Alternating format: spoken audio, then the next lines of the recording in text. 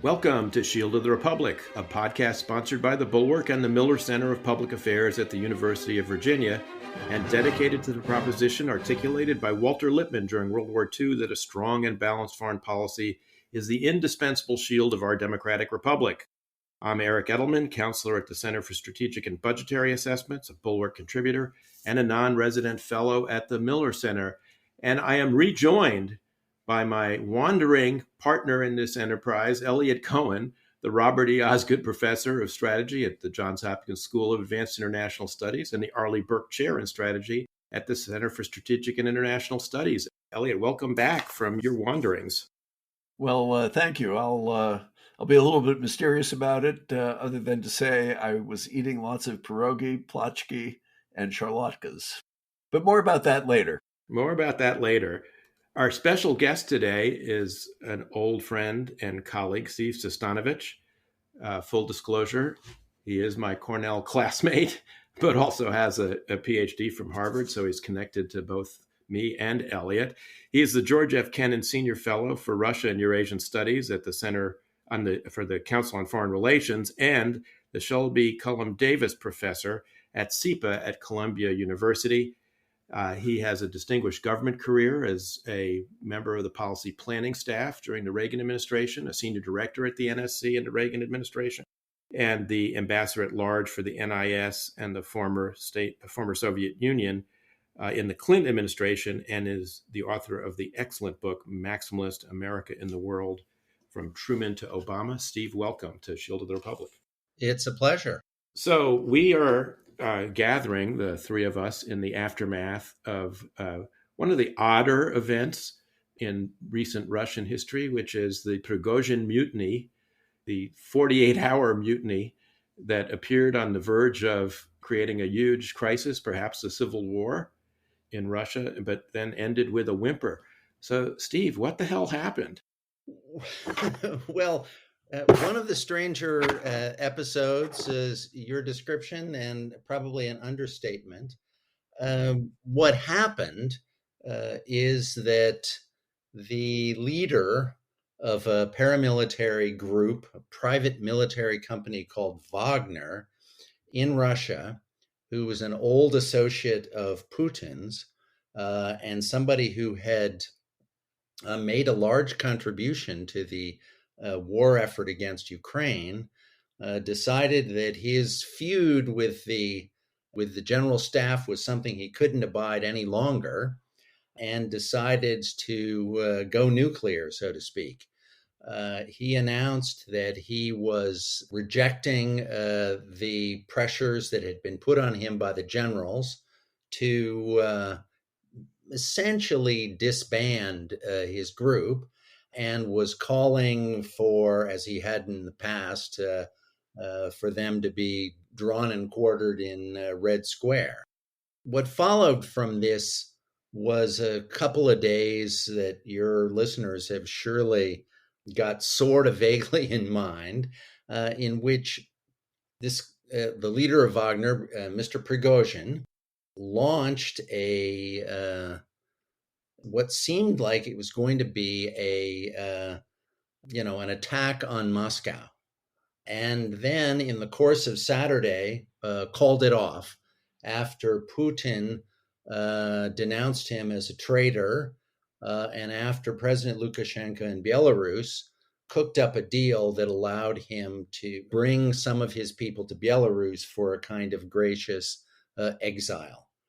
Since then, all parties have been sort of standing down, in the sense that Putin has apparently dismissed the idea of pressing charges against Prigozhin. His people are going to be welcome in Belarus. President Lukashenko has made that clear today. And Prigozhin himself has been softening some of the critiques that he made of the war effort, including some pretty broad swipes at Putin himself. Now, who came out ahead in this? I would say Prigozhin was the big loser. He had a lot going for him at the start of this. He had a pretty strong hand in many respects.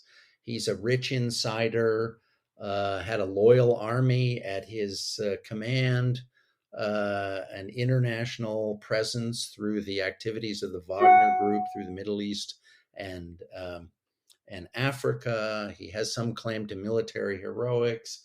He's useful to Putin. And the start of this, what he added were some interesting populist cards. He said the war was based on lies, that Ukraine was not, and NATO were not threatening Russia. The army was corrupt. Putin was manipulated by Ukrainian and other oligarchs and so forth. So he kind of took an ardent militant nationalism and combined it with Navalny reformism and could have made, I think, quite a lot out of that. But he moved way too quickly, let himself get caught up in a very, very rapid pace on Saturday, when at just the moment where he should have been slowing down, should not have been racing to Moscow, but should have instead been making Putin sweat, trying to collect allies, trying to see how he could turn this novel situation and all the attention that he was getting and all the influence that he had to his advantage. Putin, by contrast, I think was pretty effective in slowing things down. He had a fast-moving crisis. His big goal had to be to keep it from turning into violence. He wanted to avoid the shooting that would signal the start of civil war with unforeseeable consequences. And in the course of of Saturday, he negotiated this off-ramp for Prigozhin. I mean, his approach all day on Saturday was, "Give me the gun, big guy," and that seems to have diffused the situation. We can talk a lot about where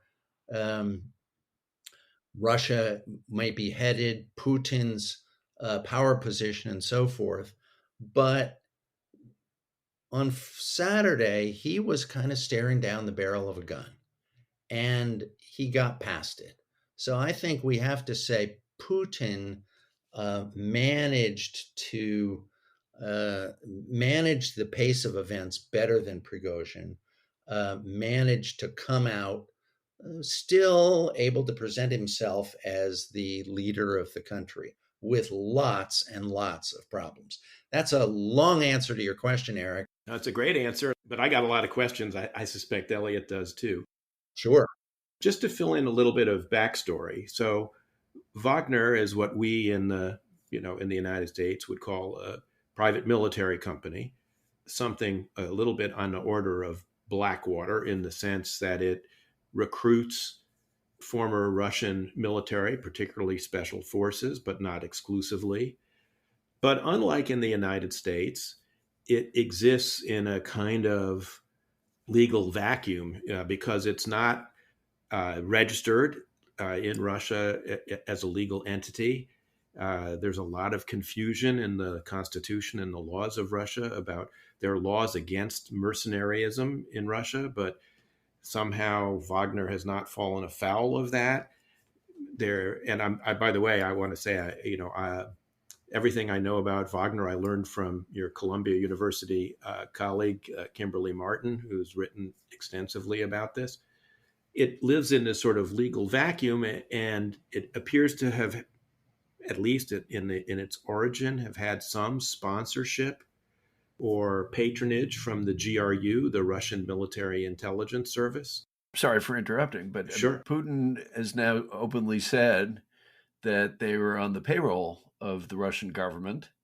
And, the Wagner training camps were right next to the Spetsnaz training camps, which are part of GRU. So, I mean, it was always kind of a fraud that this wasn't, sort of a deniable arm of the Russian government. This is the business model. You're not describing some secret. This is how Prigozhin got rich, getting the Russian state to pay him a lot of money for services that Putin and others found convenient.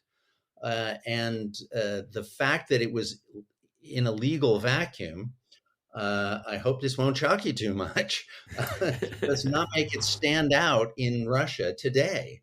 The many legal vacuums exist in Russian political economy and in the institutions of the deep state because they serve a purpose as seen by the leadership. And this arrangement in between the Wagner people and regular military was one that had all sorts of irritations for the general staff. But Putin, until now, has been prepared to say, you guys work it out. And that was before it became unmanageable. Now, what is it that made it unmanageable? It was that Putin basically gave the green light to the general staff to go after Wagner and to try to regularize the relationship with it and to say, you guys have to sign up.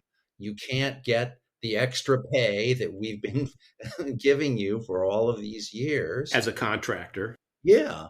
You're going to have to, you're going to have to be on the payroll and you're going to answer to us. And that was a big decision for Putin. And it may or may not have been the right one.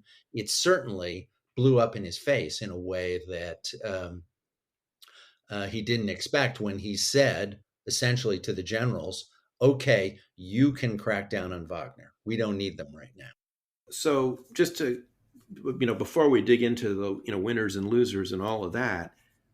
So, Wagner existed in this legal vacuum and it kind of served two purposes, right? One was an instrument of the state with, quote, plausible deniability in places like Syria, the Donbass, Libya, elsewhere, where it could be used to extend Russian influence in places where maybe, they would not want to have the hand of the Russian government totally visible.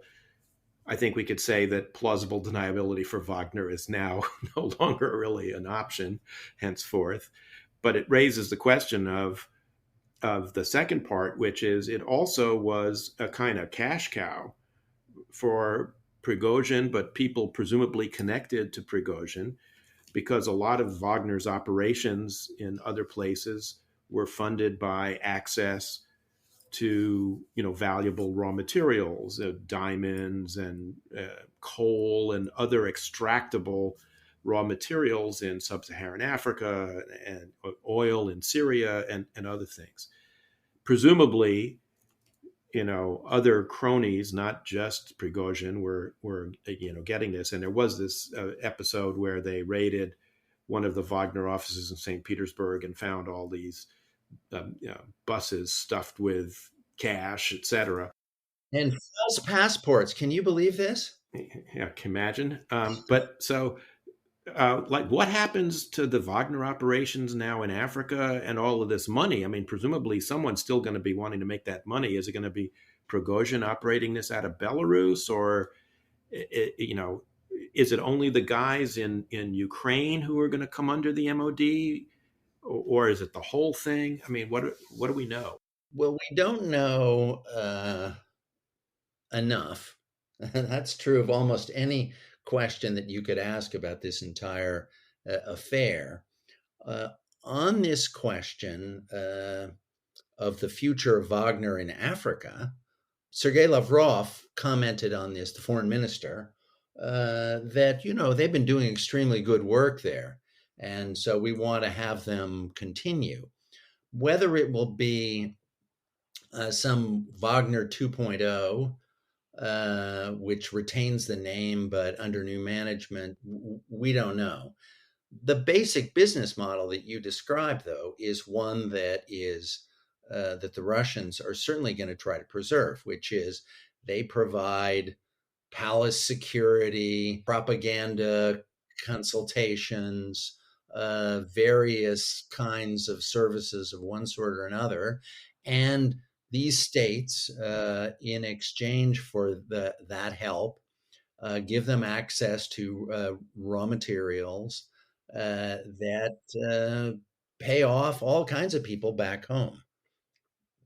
I'd be amazed if that set of relationships just disappeared because Prigozhin is denied access to the safe with his passports and all the cash in St. Petersburg. Somebody is going to continue to oversee that part of Wagner activity. I would assume that's correct, but I take a somewhat darker view of Putin's prospects in all this, and only slightly more optimistic read from Prigozhin's point of view. I think one thing is Prigozhin has a genuine following because of the way he's run it. That this is a guy who does visit the wounded in the hospitals. He does pay people. He pays the families and that sort of thing. And then it's also the case that this was, I think it's a mistake to think of this as simply a spur of the moment kind of thing. I mean, and in fact, I think the principals have all said enough to make you think that what happened was they were planning this for quite some time. There have been these reports, American intelligence saw it coming. I think the Ukrainians saw this coming. Clearly, the guy who probably founded Wagner, what's his name, Utkin, Dmitry sure Utkin. was part of this. I mean, so you have a whole bunch of senior commanders, and the challenge for the regime is, do you try to get rid of Prigozhin? If you get rid of Prigozhin, do you have to then get rid of the senior commanders? If you do that, do you still have much of an organization left? I think it gets very squirrely pretty quickly, particularly because it's not entirely clear to me that Lukashenko will really be able to control Prigozhin, who apparently is now already in Belarus. It's not entirely clear to me that he will want to, since he may have his own game. So I would have, if you had asked me what would happen if Prigozhin tried something like this, it would have been that he would be dead within, by the Monday after the Saturday coup attempt. And I actually wonder if he's going to be able to survive this for some time. And this leads, I think, to the more substantive question about this, which is, do we think he would have attempted this if he hadn't thought there was at least going to be tacit support from some people in the security establishment, particularly the FSB, but maybe people in the military as well? And that, of course, is the last thing I'll say. That's one of the things everybody noticed about this, that they faced no opposition except from the Russian Air Force. And there are even, reports of units going over to them, or at least standing aside. So it seems to me it's going to be a challenge for Putin to keep the goodness, if I can use that word, of Wagner from the point of view of the Russian state, while, rubbing out a guy for whom he undoubtedly has considerable distaste. Yeah. Look, about how long this has been in the works, I think it's when Putin basically said he was backing the generals, the defense minister and the chief of the general staff, in their effort to bring Wagner under their normal regulatory control. And at that point, Prigozhin knew that something basic in his relationship with all of these characters had changed. And that was 2 weeks ago. I am a little more skeptical than you, Eliot, of the reports of how they managed to bring people over to their side.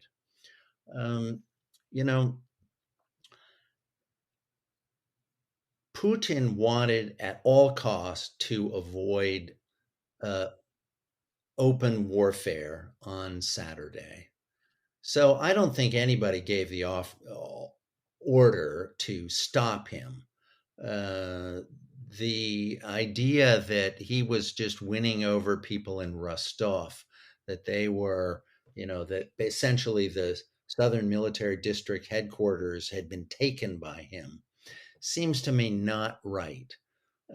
Essentially, people in the military at lower levels were waiting for the command from Moscow as to how to behave.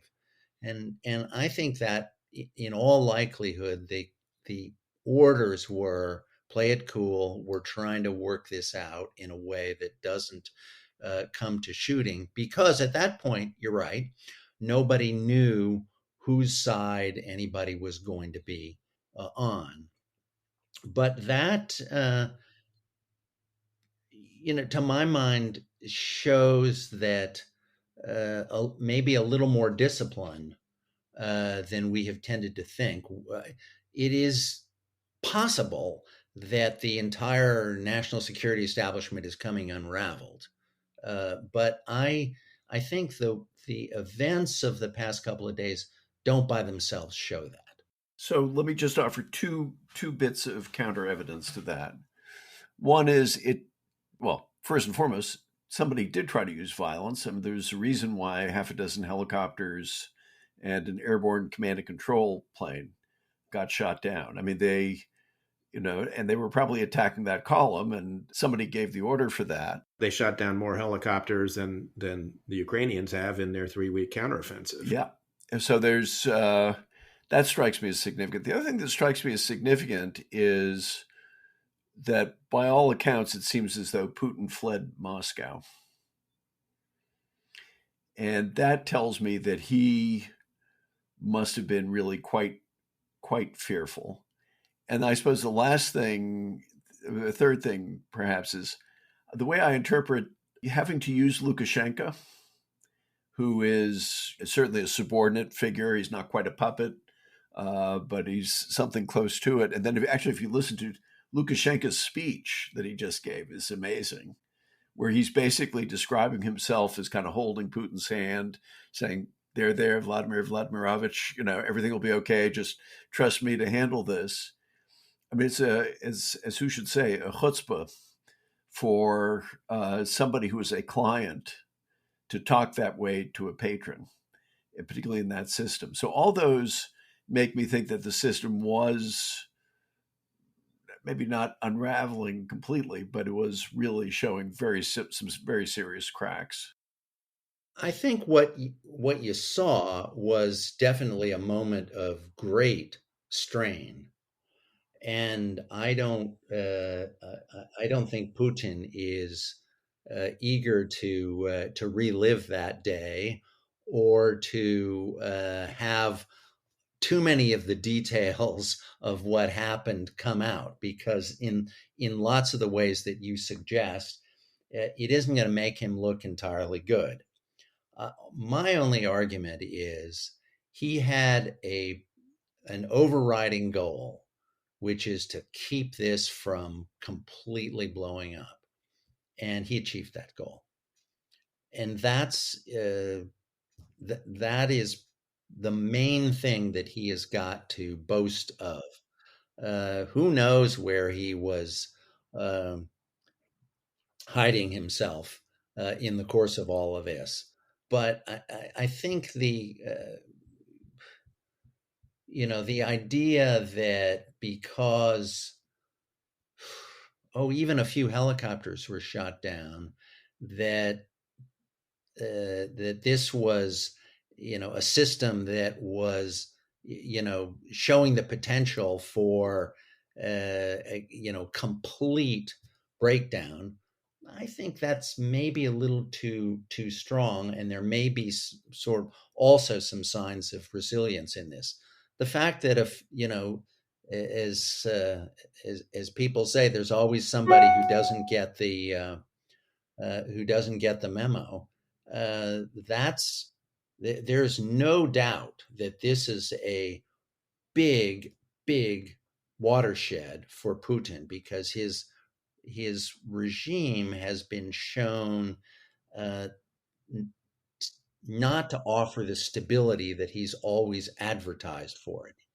That's his claim, that he has brought prosperity. That's mostly in the past. He's brought a certain kind of national pride that isn't so confirmed by the results on the battlefield, but above all, he's kind of kept the system together at home. And now that looks bad too. How bad and what his ability to rebuild is, we don't know. And whether the rebuilding will include him. I mean, he may lose out in this process, but I think he has some things still sort of going for him, alas. I want to pull on a couple of threads that both of you have raised here, and I want to get into one of the more perplexing, parts of the story. So on Saturday morning, we were treated to the sight of two videos, which had all the appurtenances of kind of hostage videos of General Surovikin and General Alexeyev. Surovikin, who was a favored commander of Prigozhin's and had been the architect of actually one of the brighter military moments of this entire special military operation, which was the very well organized and orchestrated retrograde of Russian forces out of Kherson last fall. And General Alexeyev, who is a deputy in the GRU, who presumably has had some kind of patronage role with Prigozhin. Both of them made videos that had the look of being somewhat under duress. They were in the same place. For instance, it appears that they must have been in Rostov at the Southern Military District headquarters, asking him to lay down arms. Yet later, when Prigozhin shows up in Rostov, he's got video amiably chatting with Alexeyev in which he is busy bad-mouthing his two favorite targets, Minister of Defense Shoigu and Chief of the General Staff, General Valery Gerasimov. And Alexeyev says point blank, yeah, you could take those guys. We don't, care for them at all. So am I wrong, Steve, that Putin now at a minimum faces a very difficult set of choices? Does he now purge all the military, leaders who have had ties to Prigozhin in the past because they are now going to be suspect in some way or some shape or form? Does he replace Gerasimov and Shoigu, who have been shown to be relatively unpopular with the Russian troops themselves and who've been total failures? I mean, they have been the architects of this military catastrophe for Putin. Or is he now, because of this, kind of forced to stand with them for a while? I'm sort of reminded a little bit of President George W. Bush, who, I think very much wanted to replace in the spring of 2006 Secretary of Defense Donald Rumsfeld, but because of the so-called revolt of the generals who came out and attacked Rumsfeld, felt that they had to keep him on for at least 4 or 5 months before replacing him after the midterm elections in 2006. So where are we in all this, and what are the implications for kind of the stability of the regime? And I guess the final question is, the famous Weberian definition of legitimate government is one that maintains a monopoly of violence in the state. Now you've had someone who has executed some violence without the authority of the state, and he's done it with some impunity. What's the demonstration of effect for that for others? I mean, Prigozhin may have miscalculated, but are there others out there who are saying, well, I'm not stupid enough to think I could take Moscow, with 5,000 guys, but I could do it better. So I just throw all that out there for you. In any discussion of Putin like this, I generally quote a Russian friend of mine who's dealt with Putin a lot over the years. And he says, you Westerners who think Putin is very decisive are completely wrong. Putin is very indecisive. He takes every opportunity to postpone decisions. When he doesn't have to choose, he finds every reason to defer. And then when he finally has to choose, when it's unavoidable, he acts impulsively. And this is a relative admirer, I should say, of Putin's management style. In the past, when Putin has had to get rid of people, he has preferred to do it gradually, only after the burdens and disadvantages of keeping them on were demonstrated. He doesn't want to look as though his hand is forced. He, might on that pattern get rid of Shoigu and Gerasimov 3-5 months from now. When it doesn't look as though it's in the heat of the moment, he's panicking, but it's much more a careful czar. On your other question about do other people look at this episode and think, okay, I'm not as big a buffoon as Prigozhin.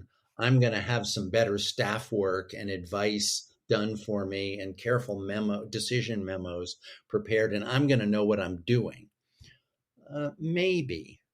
The problem with that is in Russia today, it's very hard to launch a conspiracy because nobody trusts anyone else.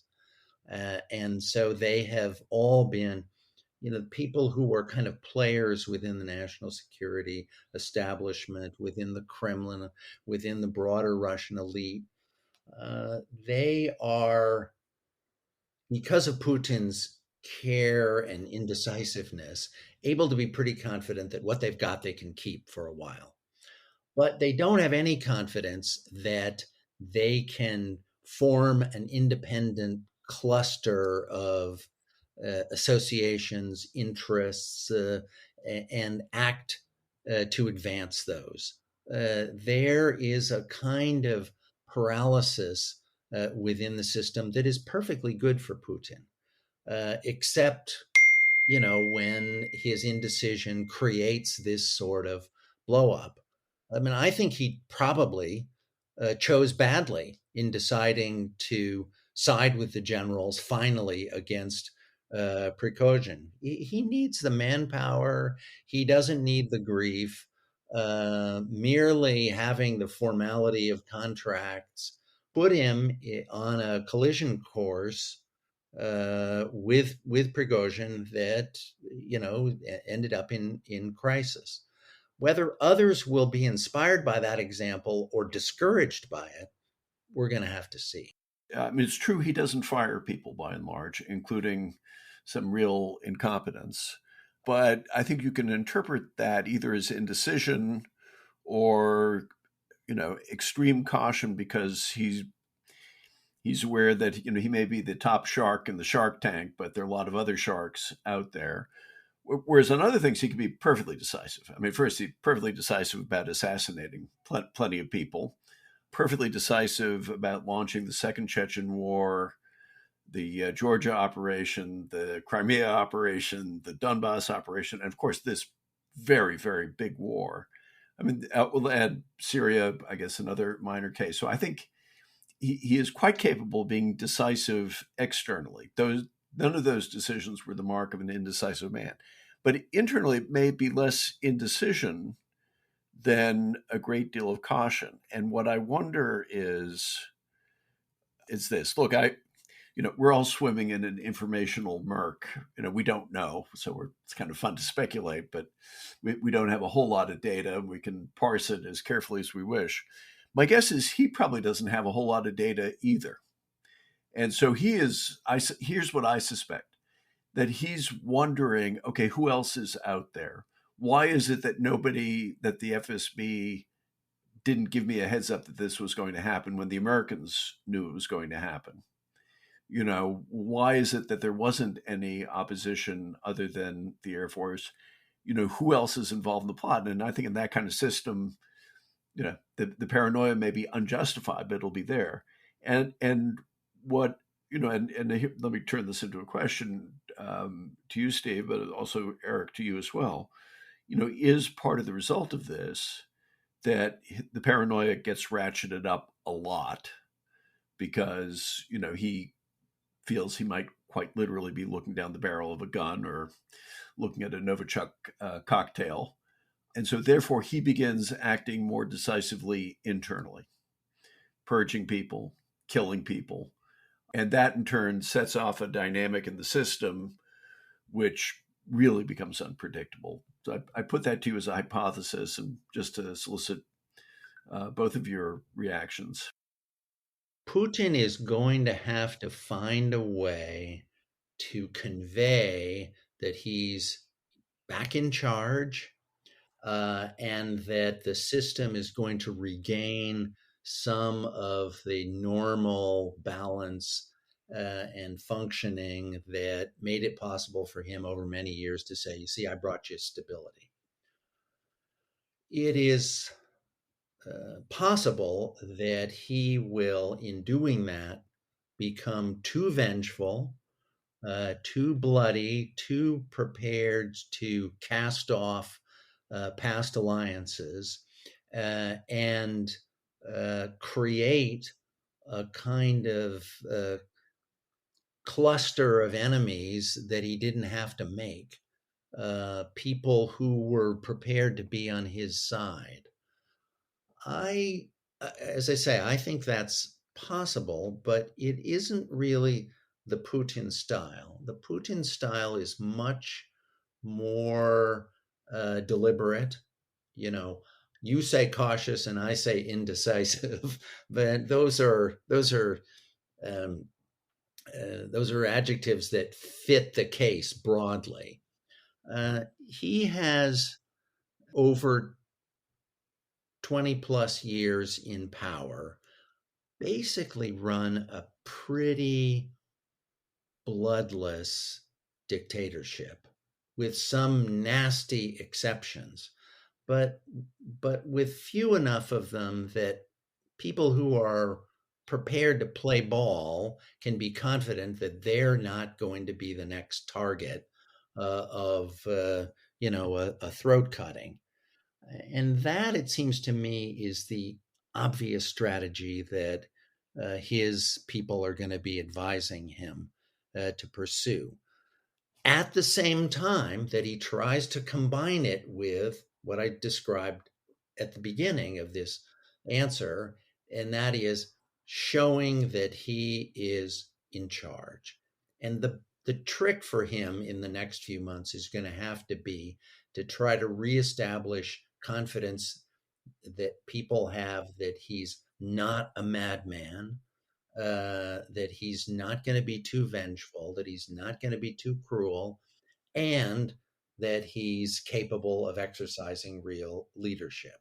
And that's not the easiest thing to do, but there are a lot of people who want him to succeed in that, because this is a very corrupt government from which a lot of people benefit, and and the benefits of which they might think they'd lose if it were really overturned. I have a couple of thoughts on this. One is, in terms of paranoia, he's got to be deeply concerned by this. He will become aware, if he's not already, of the reports we've seen in the Western press about U.S. intelligence having known of this for days in advance. We also have, of course, the President of the United States apparently trying to reassure him that we had no hand in this. I'm not quite sure what he'll make of that. I'm sure he'll interpret that as an indication that we had some hand in it, because otherwise, why would we be protesting so much about this? He will probably see reports that the Ukrainians saw this coming. There have been reports about Prigozhin having had some kinds of contacts with Ukrainian intelligence during the Bakhmut campaign. He'll have to wonder about that, but mostly he'll have to wonder about how come my intelligence guys didn't warn me this was coming. I mean, the difference between the Saturday morning Putin and the Monday afternoon Putin was very striking, I thought. I mean, he looked very concerned on Saturday morning. I would say even a little frightened. Monday, angry. Monday, when he was chairing the meeting of the Security Council, wasn't quite as stark as the meeting a year ago, with Gerasimov and Shoigu at the end of the football field long table. But the Security Council was about a half a table away from him. which suggests, that uneasy, lies the head that wears the crown. And that's got to all increase because of all this. As I said, he's going to have to start going through lists of people who he thinks are, whether he wants to replace people or not, he's going to have to be worried about people's loyalty. But the second thing is, will he have, in a system where lying to the higher ups has become institutionalized, will he have the actual information to be able to walk the very fine line that Steve has sketched out here? I was struck by, because I know you've read this too, Steve, the transcript 2 weeks ago of his meeting with the military bloggers, in which he, is asked about the Ukrainian counteroffensive and provides numbers of, equipment destroyed, which I think is larger in some cases than Ukraine's holdings of some of those items, tanks and armored personnel carriers, etc.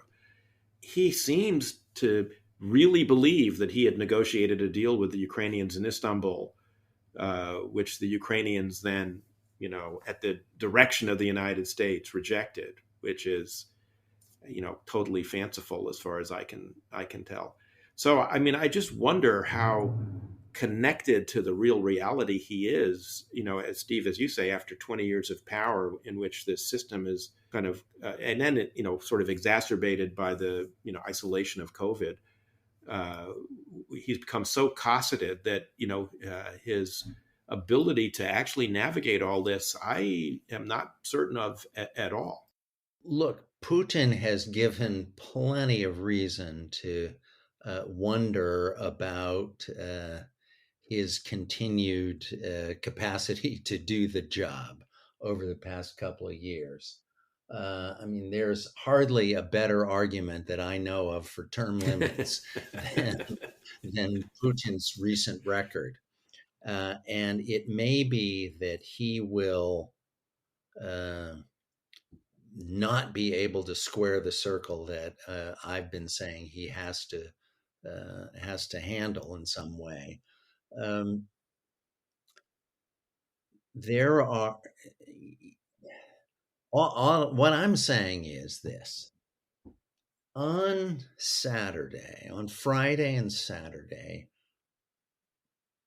Putin faced the possibility of a much more potent challenge to his rule than he had ever faced.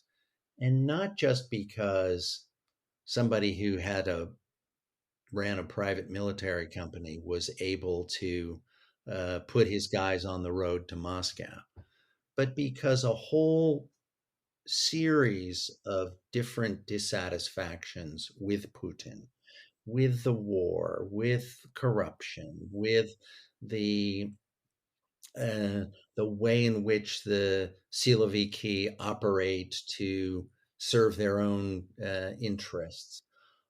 All of those had the potential, if Prigozhin had been better prepared and more strategic and more thoughtful, to produce an even deeper crisis for the regime than the one that we've seen.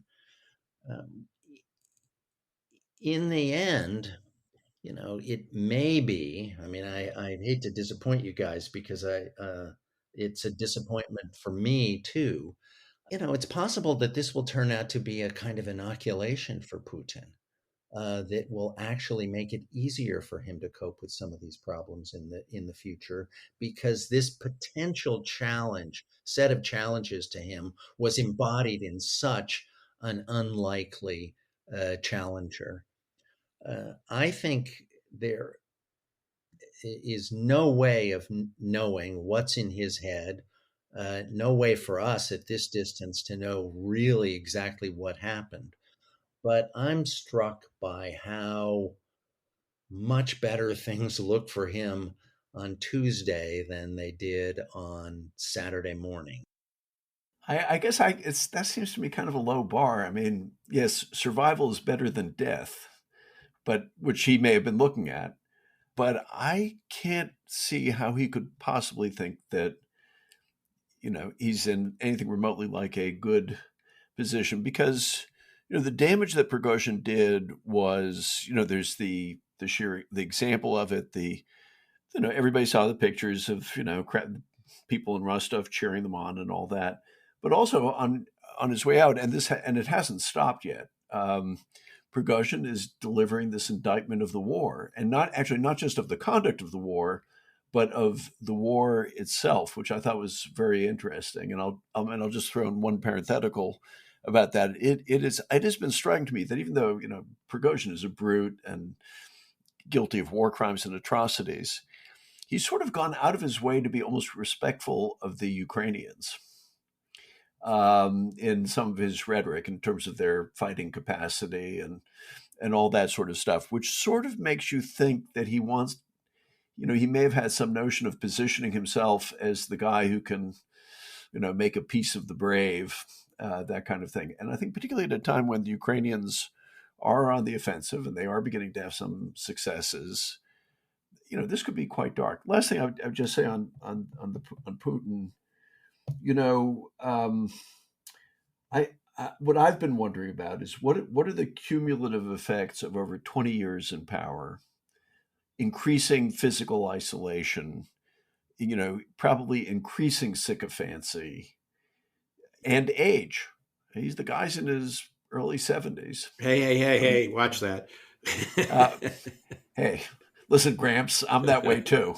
But I don't think either of us are really up to run Russia. No, I definitely am not. And so I think you add all those up together. Who knows? Maybe we'll probably never find out. But I would be surprised if you end up with a fairly impaired decision maker. The war itself shows you you've got an impaired decision maker. This is 100%, 1,000% is what I typically say, his war. And this was a choice made on his part on the basis of really a combination of completely nutty ideas, a kind of roll of the dice that was utterly unnecessary and utterly inconsistent with the kind of measured, balanced, good czar style leadership that he's tried to claim for himself. So there's no case that, and I'm certainly not trying to make it, that Putin, his normal MO is good leadership. He is completely capable of failing to manage the challenges that he's got after the coup. But I think it is possible that a combination of factors in Russian society, in the system that he's created, will help him out of it. The fact, as people always say about an autocrat of this sort, you can't depose him without an alternative. And fortunately for Putin, he got offered up a really defective alternative. And now he may benefit from the stabilization that follows this enormous shock.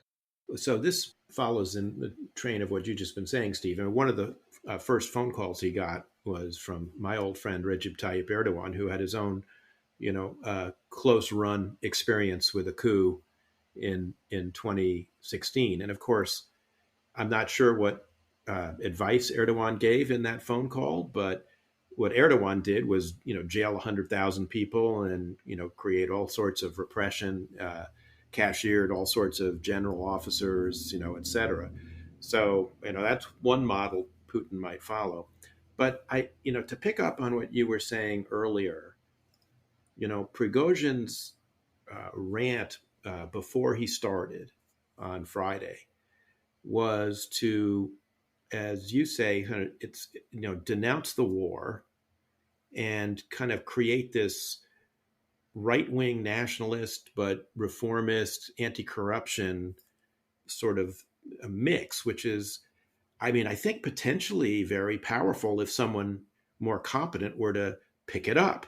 And so does this create, on one hand, an opening for, again, someone else to say, I can be that alternative, whether it's Patrushev or somebody else?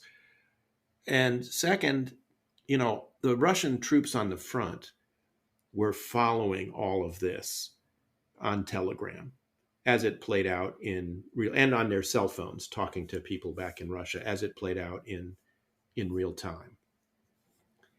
And you can't help but think that some of this is going to be resonating with these, particularly with the mobilized troops and the conscripts, not the contract forces who are more professional. And do they want to be the ones to die for these grasping oligarchs? And over time, that could be extremely corrosive. Putin himself raised the 1917 analogy in his speech on Saturday morning. And of course, it was mutinies in the army like this that led ultimately to the collapse of the Russian army and everything that followed. We have other examples. We were talking in the green room before we came on about the fact that the Foros coup in 1991 against Gorbachev failed. Gorbachev was returned to power, but it exposed the weaknesses of the Soviet Union, and 4 months later, the Soviet Union was gone, and so was Gorbachev. In 1917, Kerensky's provisional government faced a rebellion from Kornilov that ended up so weakening the provisional government that a handful of Bolsheviks in October, a few months later, were able to take over the whole country and establish the Soviet Union. I think we sometimes fail to remember how close run a thing that was and how small a group of people it was that took over this giant ramshackle state and somehow constructed the Soviet Union out of it. So I just throw that out there, as we close. What are your thoughts on that? Putin is at least as burdened by interest in historical analogies as the three of us. He definitely is thinking to himself, oh my God, am I Gorbachev? Am I Nicholas II? Which of the various czars or pretenders in the past who were, stabbed or betrayed by this or that conspiracy, am I really? So he's got that on his mind. He's got a tough road ahead for him.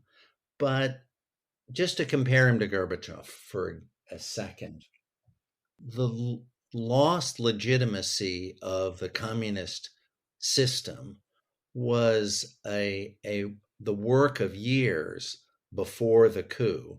And suddenly people woke up and thought to themselves, wow, we just don't need to accept this system, and we've got an alternative. We've got Boris Yeltsin, we've got Andrei Sakharov, we've got all of the people who are in the streets. We've got the military who are prepared to protect the alternatives. And we have an elite that's not really willing to stand up for Gorbachev or continue to work with him. And all of his people who were in his inner circle in the last days were starting to write their memoirs and look for Western publishers and look for sabbaticals in the West, and they were not going to stand by him. Putin has a somewhat stronger hand now. He's got an elite that is divided, but does not have anything like a Yeltsin challenger to him. If you leave aside Navalny, who's conveniently in prison, he doesn't have public opinion and increasingly going over to the side of, desiring a new system. Putin has for years and years shoved in the face of people who are dissatisfied with his regime, his poll numbers, his ratings. And it will be very interesting to see whether in the next weeks you see any kind of hiccup or you see some kind of resurgence of those numbers. Those are not always the most trustworthy polls, but Putin is going to be looking for little shreds of legitimacy that he can use to say, I used to be Mr. Stability and I'm going to be Mr. Stability again. Now, does he, he can try to reinvent himself. There are policy questions that go along with that are not just how does he handle Shoigu and Gerasimov? Does he fire them? Because frankly, the three of us don't care what he does there. But is he more inclined to escalate in Ukraine? Is he more inclined to seek a settlement or just some way out of this mess? Those are big questions that do concern other countries that should be discussed 2 weeks from now in Vilnius. That are matters of high policy for Western governments, and they're going to try to figure out how to protect themselves against all of those possibilities. Frankly, I think it shouldn't be ruled out that there can be a kind of nasty aftermath to this in the war, so that the argument for doing more for Ukraine is greater after Prigozhin, but not because we're sure that Putin is weak. We need to be looking out for our interests and figuring out how Putin, in his trapped way, may decide to lash out. But there are, in the weeks ahead, we are going to see more abuse of historical analogies to than we've committed here. Or another. Right. and we've committed here, and I'm going to be doing it myself. I was going to say we at Shield of the Republic intend to be at the forefront of that. Yeah. Well, look. What else are we going to do in the absence of any real knowledge of what happened? And those analogies, they help us to think about the problem, but they don't by themselves give us answers. Absolutely. Well, Steve, this has been great having you on Shield of the Republic. I appreciate you taking the time to join us today. This story is going to continue, so we're going to probably have to have you back at some point to go over, the future twists and turns in the ongoing story of Vladimir Putin. And some of us will have to eat their words.